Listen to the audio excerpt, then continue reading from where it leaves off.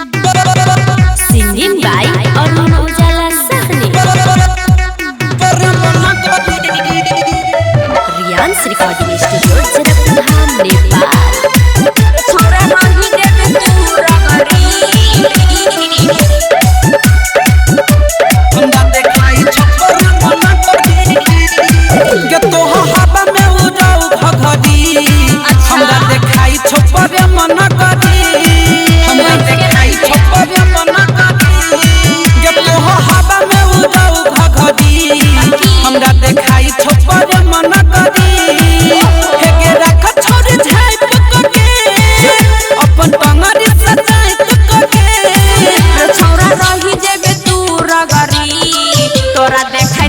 तो प्रेम नगरी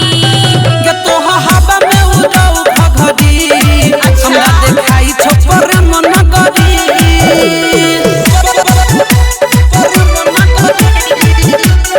रियांस recording studio Janakpur Nepal.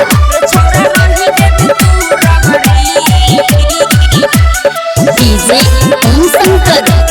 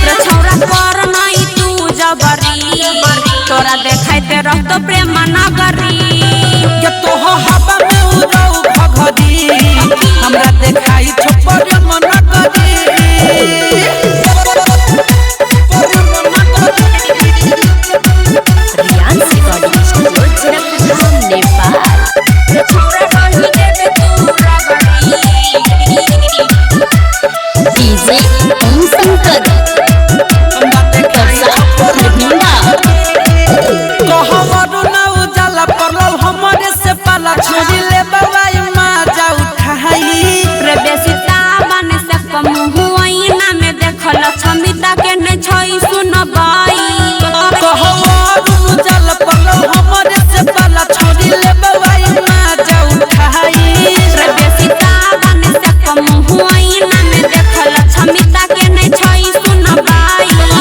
कहौ जाई तोर धन के समान छहु बदी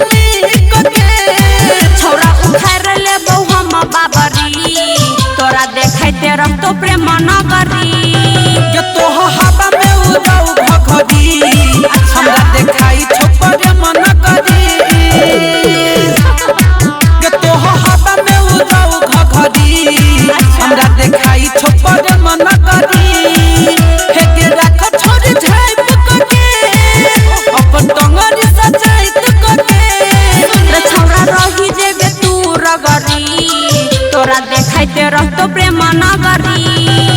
तो हवा में उड़ाऊ भगदी हमरा देखाई छपर मन करी झाइप ले देखाई छौ।